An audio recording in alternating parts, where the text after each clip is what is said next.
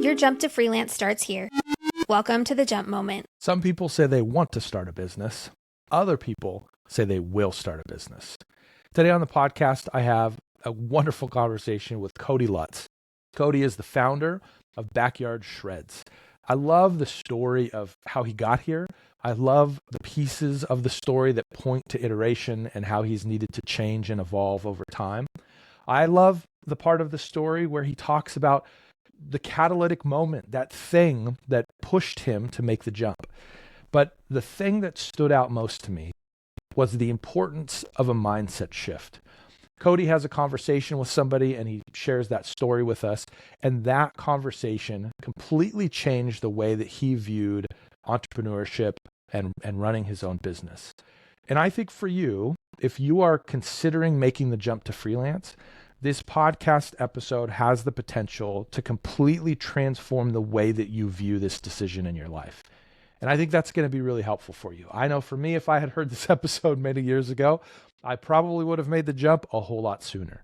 So no resource today other than this episode, because I think it has the potential to make a really big difference in the way that you approach freelance. So enjoy this conversation with Cody Lutz. Cody, thank you so much for taking some time just to talk about your jump moment, talk about what you're doing now. Yeah. Really excited to hear your story and just to learn from you and the things that you've learned over time. I always love starting with where you are now. Tell us a little bit about what you're doing today. Yeah, I'm stoked to be here, Matt. I think it's going to be a really fun conversation. So I'm the founder of Backyard Shreds Home Fitness, and I help dads, I help busy men get in the best shape of their lives and ditch the dad bod in 30 minutes a day at home. I love it. It's a lot of fun. That's great. So are you doing this, like, is this a remote thing? Are people like coming to you? What does that look like? Yeah, it's all online.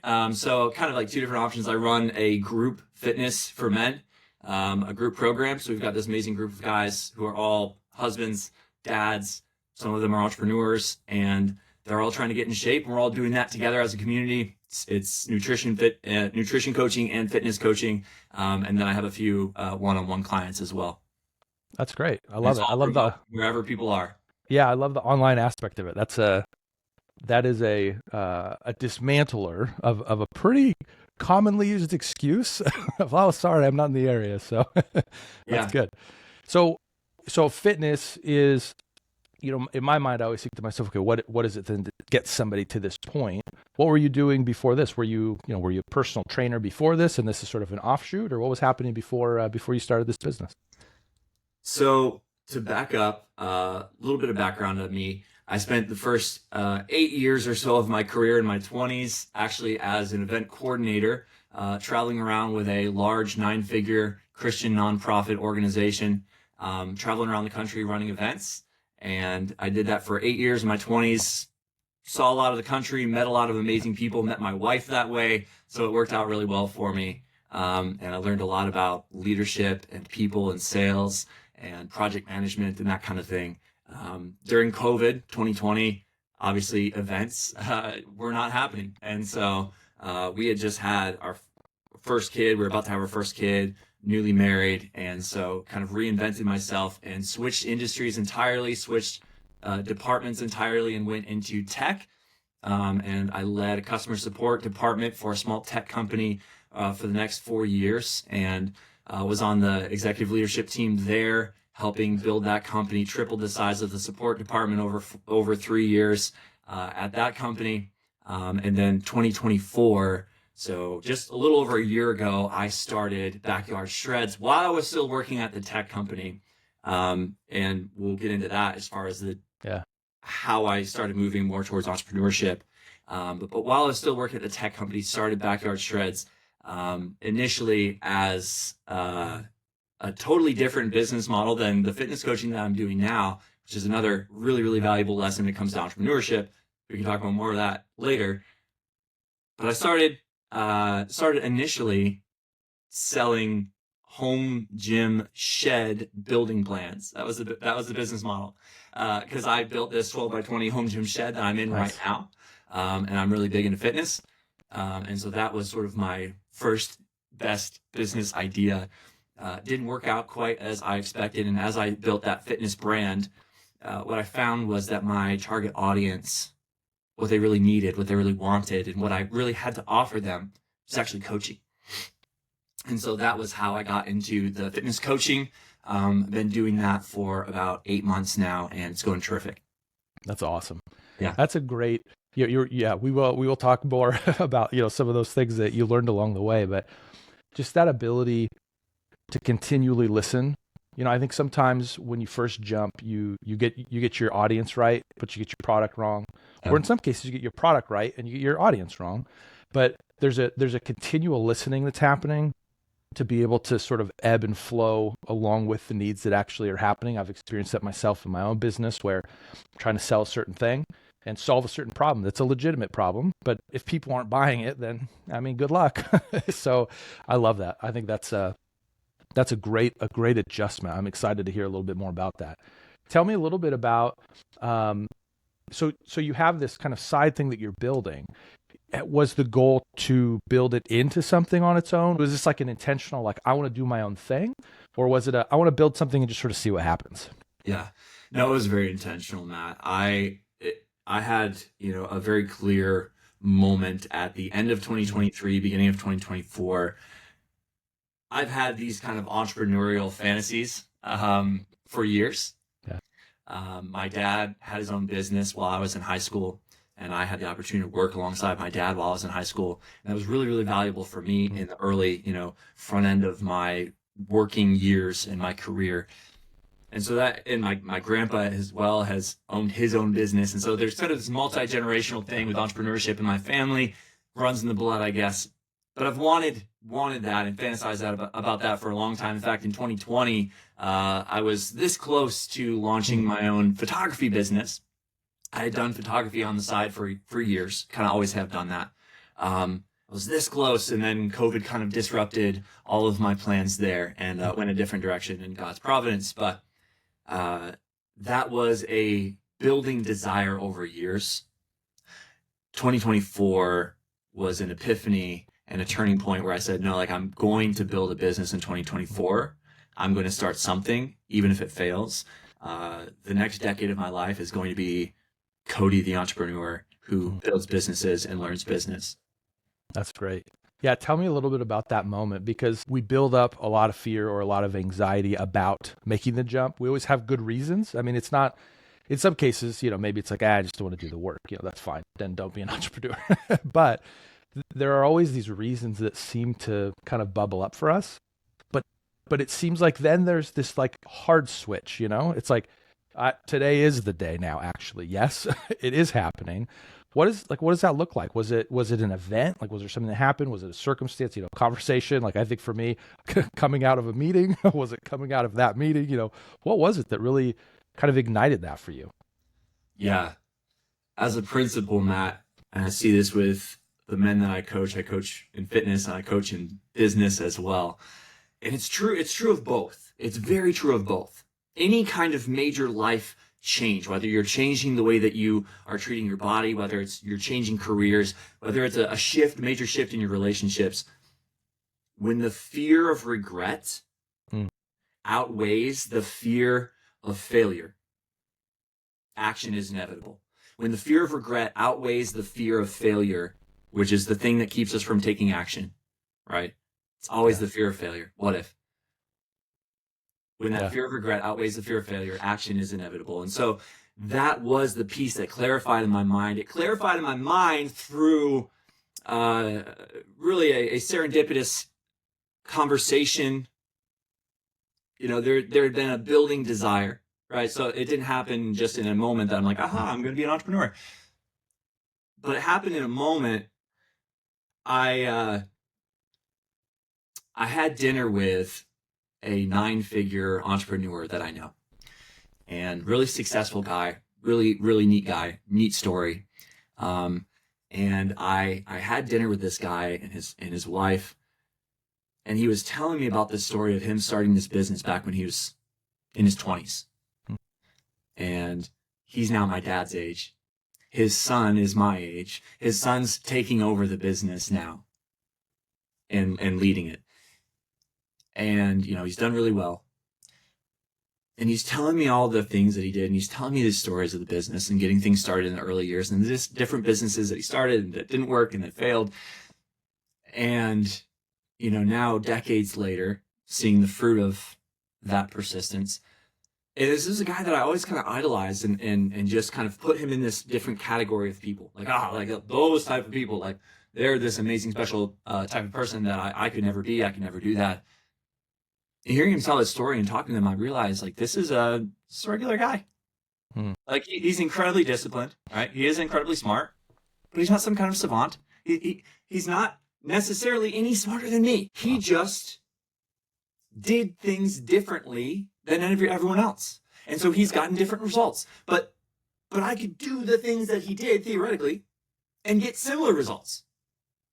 And where everyone else says, I wish I could have a business. I wish I could start a business. I wish I could, make that kind of money. I wish I could do this. He said, I will. I put it on a t-shirt. Yeah. to remind me of that powerful truth of like, the only difference between like me and this guy is I'm saying I wish right now. And when he was in my shoes, he said, I will. And he did it. And he took action. Yeah. And that is the only difference between like me and the person that has what I want, whether it's the person that has the body that I want, like in a fitness sense, like I wish I was in shape like that guy. Great. Like you could be. And so that clarified my mind of like, this is not a different type of person. I could do the things that guy has done. I could get similar results to the results that guy has gotten. Do I want to? That's really the only question. Do I want to? I could. Do I want to? And in that moment, I realized I do want to. I could. I want to.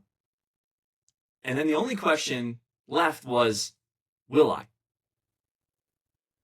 Will I? And why wouldn't I? And this particular guy is a Christian. He's, used the gifts that God has given him in business to bless a lot of people and to be extraordinarily generous in ways that I'm sure like I would never even know because he's not going to talk about it. And I realized in that moment, if God has given me these abilities, if God has given me these desires, and ability plus desire is opportunity. If God has given me these opportunities and I don't take them, and I don't take them simply out of fear, am I wasting what God has given me? Am I failing to be a faithful steward of the gifts and desires and opportunities that God has given me? And that was the question, that idea of stewardship, that was the thing that launched me into saying, no, like, I must make the most of these gifts, of these desires, of these opportunities, make the most of them for the glory of God. And if I fail, great, that's fine. I would rather be a failure than a coward who buried my talents out of fear. If you think about the parable in Matthew 25 of the unfaithful steward who failed to invest the talent that God had given him, the master had given him, because he was afraid. It's like, no, I would rather be a failure than a coward. The fear of failure is outweighed by the fear of regret, of wasting what I've been given. So that was like a really powerful moment for me that clarified things. I said, okay, this is what I want. I was 31 at the time. So like, I'm going to spend my 30s building businesses and figuring this stuff out. Like that's the next, Cody 2.0. That's the next season of life. That's who I'm going to become. Is like, I am going to be an entrepreneur. I'm going to do these things. And if most successful entrepreneurs have multiple businesses that fail, well, great. I better start failing. Like, I better get that part out of the way fast. Yeah. And so I just committed to basically in the beginning of 2024, like, I will start a business, and I wrote it on like a 3x5 card on my desk. I will start a business in 2024. I don't care what it is. Like, the first good business idea that I can come up with that seems reasonable and that I'm excited about, I'm going to start. That's awesome. I love it because it's when you start dreaming about doing something, you have to get past the fears and the things that are holding you back. But when you start realizing that those fears aren't as legitimate, then it becomes a decision. It's no longer a set of excuses. Now it's, oh, I just have to choose yes or no on this thing. And so I love that conversation that you're talking about kind of cut through that and said, oh yeah, no, this isn't about creating that magical social media content. I hear this all the time with YouTube. Yeah, like 10 years in, that's what it takes. It takes 10 years of work before you start gaining some meaningful traction. And for a lot of people, it's like, no. I just want that magic formula that skips all of that. And it's like, no, it's do you want to make money, producing this content? This is the pathway. Put 10 years in, and then maybe you'll start seeing some results. For a lot of people, that's a no, and that's okay. But what you saw in that conversation was, this is a normal person thing. Yes, discipline. Yes, good decisions, those types of things. But now it's a decision. I love it.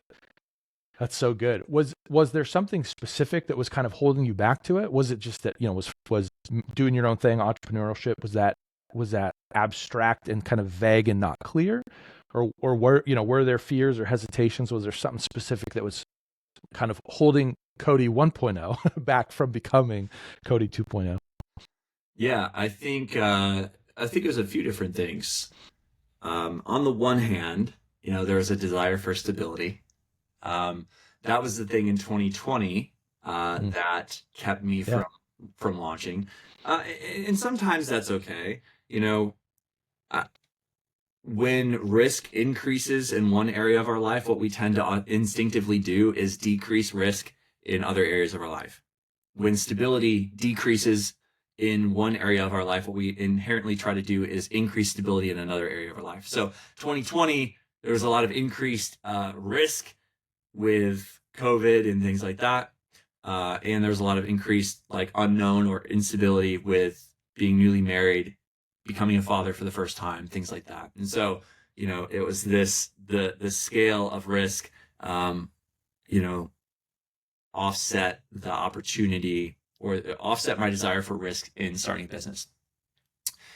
Also, another thing that held me back, like I kind of alluded to this in the previous story about that guy that I had talked to, was this mindset, this identity, this limiting belief that success in business is something for someone else. That I am not that type of person who gets those type of results or does those types of things. And, the excuses, the justifications that we make for ourselves of oh, that person has something I want. And then we tell ourselves all these reasons why we don't have what that person has. And we make all these excuses for why we are where we are.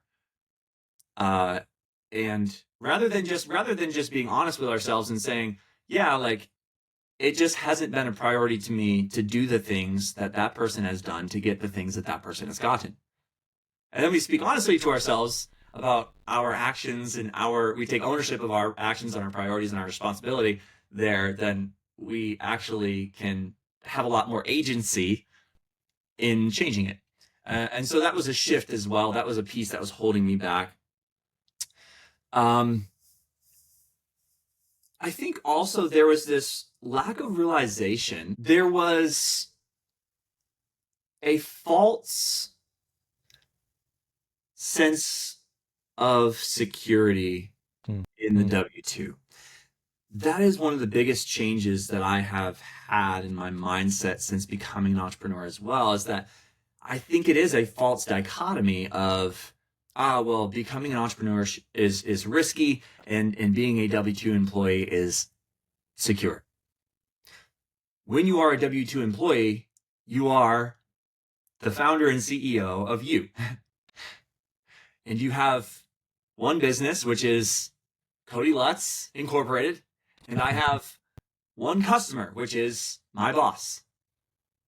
I'm a business with one customer, and that one customer supplies all of my business's revenue. Yeah. And as long as it's a good relationship between you and your customer, business is great. The problem is, anyone who's run a business before knows that a business with only one customer is actually very risky. It's very unstable. You're subject to a lot of risk because if anything happens to that one single customer, all your eggs are in that basket and all of your revenue is gone overnight, right? And that's what happened to me in 2024 when I was leading a department in a tech company, and I came in after a quarterly meeting where we talked about what I was going to be doing for the next quarter and all the things that we were going to be building. And they said, hey, yeah, by the way, you're done here. And so all of a sudden what I perceived as secure was exposed as incredibly risky. And I know so many people probably listening to this have had that same experience. You know what I mean? Like where they're like, oh, like I thought I was secure and I've been at this company for X amount of years and blah, blah, blah. And then overnight, like reduction in force or, you know, whatever the case may be. And I'm out on the street looking for a job. And so I'm like, okay, like it takes just as much work to go find a new customer, a new job, as it does to go find multiple customers as a entrepreneur. And now if I lose, you know, if I've got 10 customers or whatever it is as an entrepreneur or freelancer, and that's making up my income, well, if I lose one of those, I've still got 9. So it's actually, if you think of it in terms of risk, like I think there's just this false idea that like holds people back, that things like, oh, well, it's more risky to do this. It's not necessarily. That's been such a profound shift for me as well. I thought for so many years that doing my own thing was so risky. I mean, it felt like I was just throwing dice.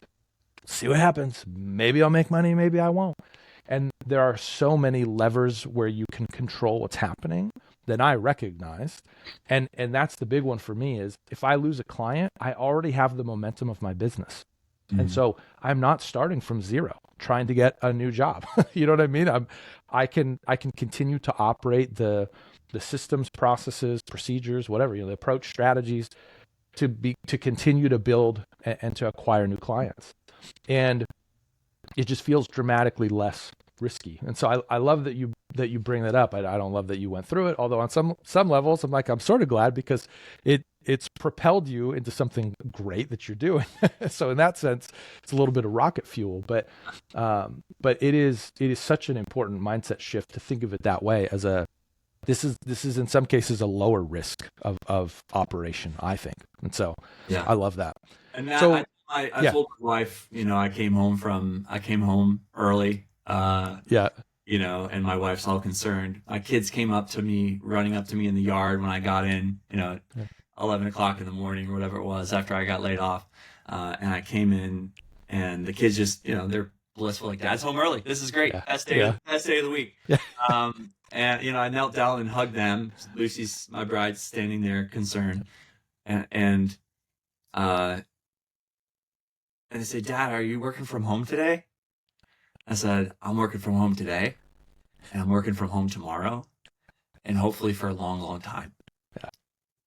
And I told Lucy that day later on, I said, babe, this is going to be the best day of our life. We're going to look back on this moment as the best day of our life. And I absolutely feel that way. So, you know, it was time. I was so grateful for the time I had at that company and all the things that I learned. But it was absolutely time and the best thing that could have happened to me. Yeah, that's so good. And it's funny as you're saying that because I think when we're, you know, I have you watched Severance, the show Severance? No, I've not. Okay. So the idea basically is that it's one person, they go to work and their memory from work is severed from their outside memory. And so it's this interesting sort of exploration on work and the life in work and the life out of work and sort of there's a lot more to it than just that, you know, dichotomy. But the thing that's so interesting to me is that I felt like when I was at work, there were work concerns that sort of took over my life and my mind. And when you come home and you see your kids, like for me, every morning when I'd pull out of the driveway, I'd roll down my window, no matter how cold it was. The kids would be on the couch leaning up against the big window, and I'd reach out and I would wave my arm, you know, telling them goodbye as much as I could. And I just, when we came home in the midst of the pandemic, I remember really being struck with how much of their life I was missing.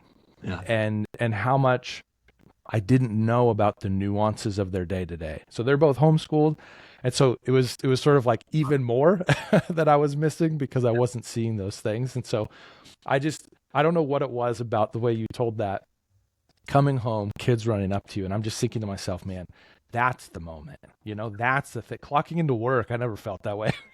Or, walking through the door and scanning the fob to unlock the door and walk up the stairs. Like, I never had that same feeling as to when my kids would greet me when I come home, or when they would wave while, when I was leaving. And so there's something so profound about that. I love that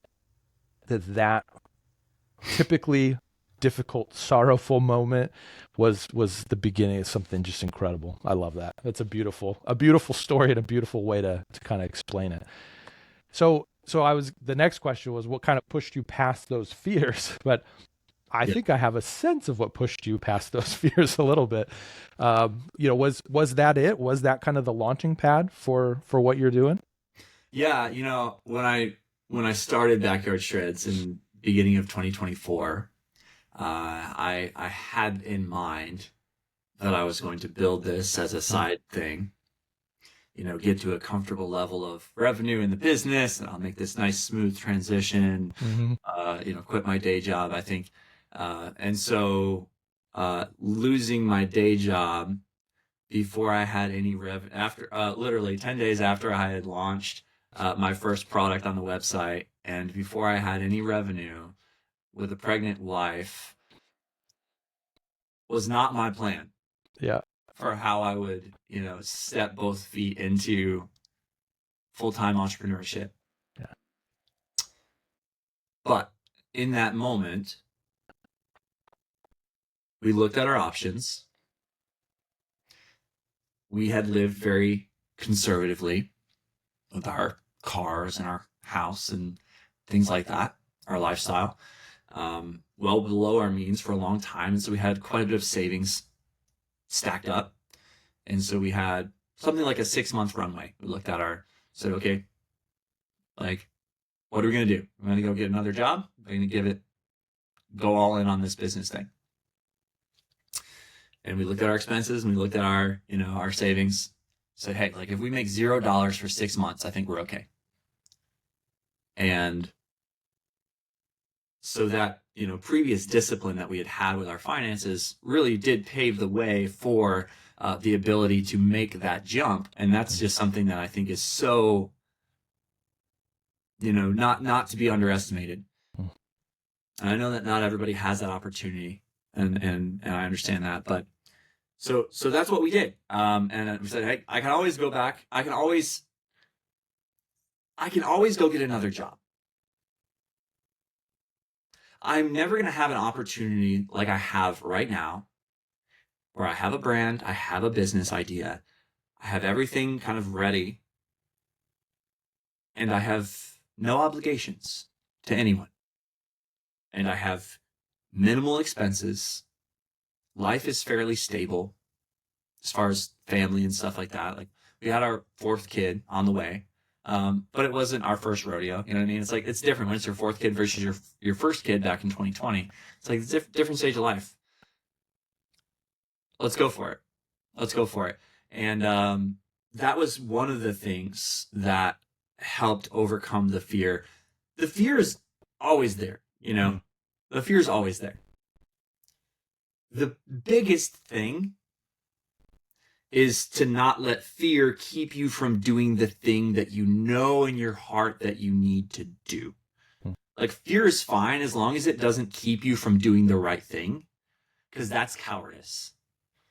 And so courage is doing the thing that you know you need to do, regardless of how scared you are, right? Like, that courage is taking the hill and charging forward in the face of gunfire. Not that I've ever been in the military, and I wouldn't pretend to be, but that's courage, right? Like, it's despite the risk, despite the fear, you run forward towards the goal because you know that it's the right thing to do. And so courage born out of deep conviction is I think, like, the secret sauce. And you need immense amounts of courage to be an entrepreneur. You do. you do need immense amounts of courage. To overcome the obstacles, to overcome your self-doubt, to overcome the rejection from people that you try to get them to say yes and they say no over and over and over again, to overcome the failure and to pivot and to be more creative and to, to see the new opportunities and to not give up when things don't work out the way that you planned, because that's like the whole game. And that courage comes from like a deep, deep conviction. It's like whenever people ask me like, oh, I want to be an entrepreneur. Like, yeah, that's cool. Why?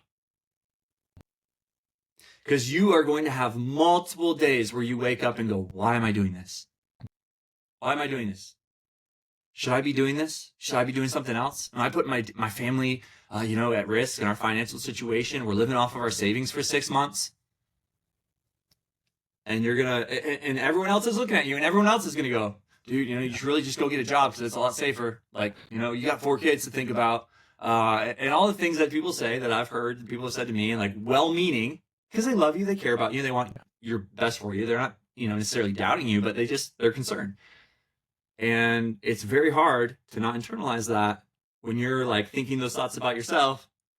And I think for me, like the thing that every day like got me up and still gets me up is a deep, deep sense that like, no, this is, like I said, back to that moment where I realized with that entrepreneur, I said, no, this is what God has given me the ability and the desire to do. This is the calling. This is the thing this is the battle that must be won. And so bravery and courage compels me forward to charge into the battle one more day and keep going, and to figure it out and figure out the problems in the business and figure out the problems with the product and figure out how to sell this and figure out what the need is and figure out who it's for, all those pieces, right? Like figure out the marketing, figure out the product. And it's courage born from deep conviction. That's good. And it's so true. The fear doesn't stop. The questions don't stop coming. If anything, they stack. Well, this one thing didn't work this one time. Oh, it didn't work again. Is anything going to work? Like there's a real ramping up effect that happens. And so absolutely. That's good. So you've been at this for a little while now. You've been really, so the thing for me, I think that's important is it's one thing to be doing it, but it's another thing to be committed to doing it. Yeah. And that's something that I really love in terms of how you're kind of articulating this. It's not that you're going to kind of dabble in it and hope that it works. This is the commitment for the decade kind of thing. It's like, okay, that means I'm leaning in, and that means that I'm going to figure out how to solve this problem. I'd love to know what, going back now, looking back to, past self, what's something that you would tell yourself, what piece of advice in terms of doing this, making that jump, or in some cases even navigating some of these situations? Is it jump sooner? Is it jump later?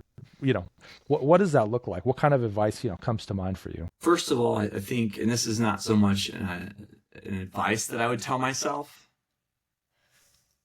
but just a thought that came from what you were saying about kind of dabbling versus doing. And I see this in the people I coach with business. I see this with the men that I coach with fitness. Any major life change comes from an identity shift. Identity change is the most powerful driver of lifestyle change, of life change. So like, rather than just changing your actions and saying, oh, I'm going to try this, I'm going to do this, right? Like so many people, that's why like on the fitness side, right, you see so many people try diets. They try different exercise routines and they don't stick with it, right? They don't stick with it. It fails. They do it for a little bit. And as soon as they experience the friction that inevitably comes with trying to change what you're doing in life and the way that you're living, whether it's your income and starting a business, or whether it's, the food that you put in your mouth or doing an exercise routine, in those moments, when you're trying something and doing something, like that's not enough to keep you doing it. So that, like I said, kind of conviction is another way of putting it, but identity. It's who am I? Not just like what am I going to do here, but who am I going to be here? Who am I? And when you answer that question, then what you inevitably do is you just do the things that person does. So that was like, for me, in 2023, around that time that I had that conversation with that successful entrepreneur, I'd heard the term on the internet, wantrepreneur, as this sort of like, pejorative term about people who always are talking about starting a business and have all these business ideas, and they listen to all the business influencers and they read all the business books, and they love to like think and talk about business, but they don't actually start businesses. They're not actual entrepreneurs. They don't actually sell things and build things. And it chafed me so bad, Matt. And I was like, no, I in 2024, I am going to become an entrepreneur, not a wantrepreneur. And it was an identity shift. So it's like, I am this person. I'm not just somebody who is, trying to get in shape. I am somebody who honors my body. I am someone who stewards the body that God has given me. I am someone who doesn't skip workouts. I am someone who is intentional about the food that I eat. So then it's not just like, well, do I want the donut or do I not? Am I going to eat the donut? Am I not? It's who am I going to be? And then I'm going to do the things that person inevitably does. It just, actions flow out of identity. And so that was like a huge, huge piece for me, is the new identity that came with like, I am an entrepreneur.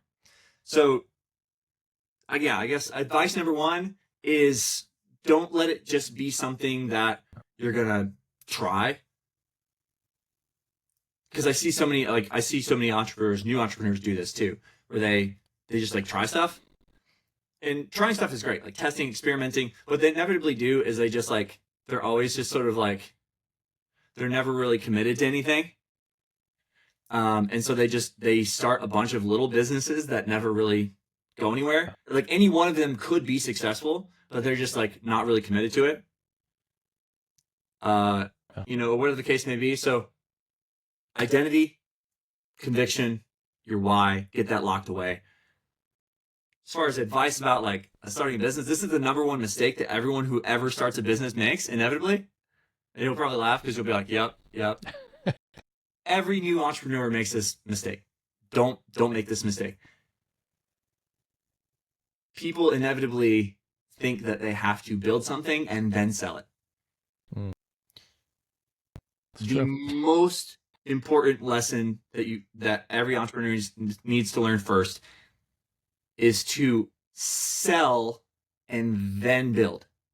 Sell and then figure out how you're going to fulfill it. People want to spend all their time on a website and a business card and a brand or building a physical product, and have this cool idea for this widget or this thing, and they spend all this time in research and development, and they haven't ever gotten dollars for it yet. And the most important thing for every new entrepreneur to learn is to validate your ideas before you go spend time and money on them. And I made that mistake. Like that was my first business. It was, I'm going to sell these home gym sheds. And, people, like there were some people online that were like, oh yeah, like that would be really cool. I would love that. Attaboys, or like so many people, when you start with a business and you're like, oh, I have this idea for a business, you'll tell it to people because you're going to be all excited. And everybody's going to cheer you on and be like, that's great. That's such a good idea. That's such a neat, cool idea for a product or for a service or whatever the case may be. Don't listen to them. Don't listen to them. Because there will be far more people will tell you that they love your idea than the people that actually will give you money for it. And if people tell you they love your idea, ask them for money and say, great, will you pay me for it? It's this much. And that's how you validate your idea. So I spent like probably, I don't know, thousands of dollars, kid you not, on architect and whatnot to like draw up these like building plans, and like I was going to sell and like work with that guy, and like have not made thousands of dollars from those building plans. I'll tell you right now. I have not made that money back. Yeah. Oh man. And that's okay. That's okay. It launched me. Like that was the thing that launched me into like doing what I'm doing now. And in the process of trying to sell something, this is probably the next piece of advice that I would say. Do not get so married to your first idea that you miss the best ideas. If you're so committed to like, no, I've invested all this money. I've spent thousands of dollars on this shed thing. I need to get this to work. And that's the thing that I'm going to try and sell, even when it's not selling.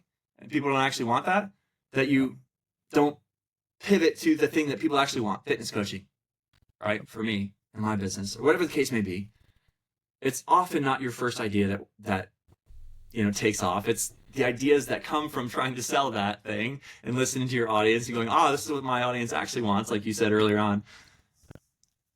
And so like either people get so married to their first idea that they don't pivot to the new opportunities that exist, or when their first idea fails, they put their identity so much in that idea that they quit, right? They're like, oh, I failed. Like, I'm a failure.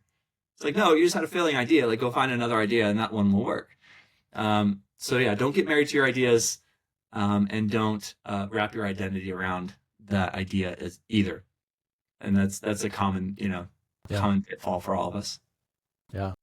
That's so good. I mean, and it's all good advice. I mean, it's stuff that I think, I don't know. I know the creative space, and so I'm biased towards saying it this way.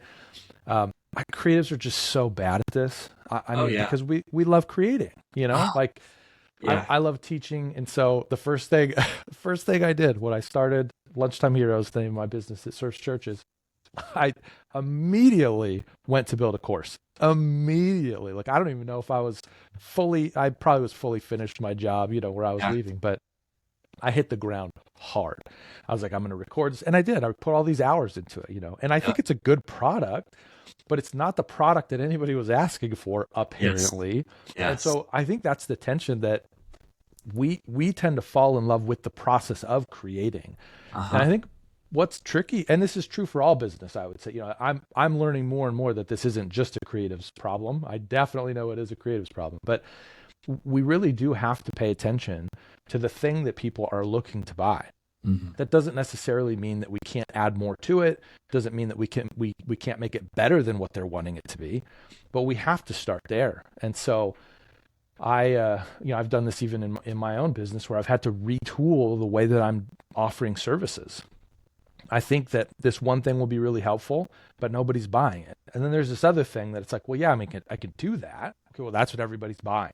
Okay, well, then do that thing. Like, maybe do it and then build it to be more robust so it helps in a lot of different ways. It's like you're part of the coaching program for a year and then you get a shed plan. I don't know, whatever. Like, so we still have these things in our back pocket that are helpful resources for us to continue to point to. And maybe eventually over time, they'll circle back around and they'll be a valuable piece of what we're doing again. But I think I love how you're saying that. We can't just fall in love with the idea itself and be like, this is the thing or nothing. Yeah. Well, in most cases, then it will be nothing, because that's just not how it works, And so that's good. That's good stuff. I love it.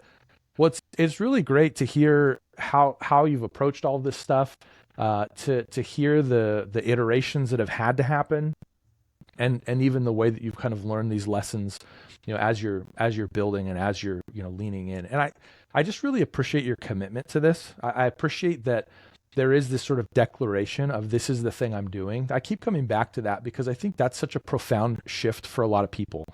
I think for many people, so I was on staff as a full-time employee for about 17 years. This is still, it feels like I'm late for a meeting or something. Like my wife and I will run to the store midday and I'm like, am I going to get in trouble? Is somebody going to call it? Like, there's still that little pang that shows up every once in a while. And I think for a lot of people who are thinking about or wanting to make that jump, there are these hesitations that kind of prevent us from, I don't want to say prevent us. We let these hesitations keep us from claiming who we are going to be or declaring who it is we're going to be. I run a business. That's what I do. That's what I do now. I'm not an employee. I'm a business owner. That's what I do. And that mindset shift comes with a degree of tenacity, because it's like, no, what would a business owner do? Yeah. If I don't have clients? It's not going to be like, oh, I should look for jobs. Like, no way. That's not at all what they would do. Just like somebody who's committed to being an employee if they lose their job, they would never say, I'm going to start a business. They would say, I'm going to find another job, right? I mean, it's just sort of the logical thing that an employee does. And so I just really appreciate the kind of the overt tenacity of saying like, nope, this is who I am. And so therefore, these are the decisions that I make as a result. I think that's really powerful. And I think it's going to help a lot of people who are kind of stuck on the fence. Because I think that identity shift is the thing that will all of a sudden start, no, I'm building my escape plan. That's what I'm doing. I'm not content to be here. So I love that. I appreciate you taking time to just share these insights with us, telling us a little bit about your business and kind of what jump started it. What's a good way for people to follow along with you and to kind of connect with what you're doing? Yeah, right on. I'm on all the social platforms. So, you'll find me at Backyard Shreds, pretty much everywhere social media exists. So Facebook, Instagram, I have a YouTube channel. The YouTube channel is more about sheds, but that'll be shifting probably in the future. And the channel that we connected on, which I'm unashamedly most active on, like if people really want to connect with me, especially if you're in the business world, and you're entrepreneurial, is LinkedIn. I love LinkedIn. I spend a lot of time there, and I'm the most active there. And it's just at the Cody Lutz on LinkedIn. It's the Bibles, Barbells, Babies, and Business guy on LinkedIn. So you'll know when you found me. I love it. That's good. Well, thanks for taking the time. And I'm excited for this to be out in the wild. I think it's going to help a lot of people in a pretty meaningful way. A real honor, Matt. Really stoked with what you're doing and how you're helping people. Something that really jumped out to me in this episode was Cody's conversation with this wildly successful entrepreneur. Yeah, it's great that somebody made a ton of money.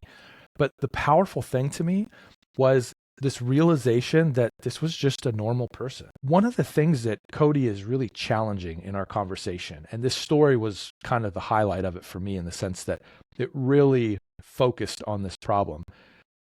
We need to commit to the thing that we're doing. If you're going to be an employee, you need to commit to it.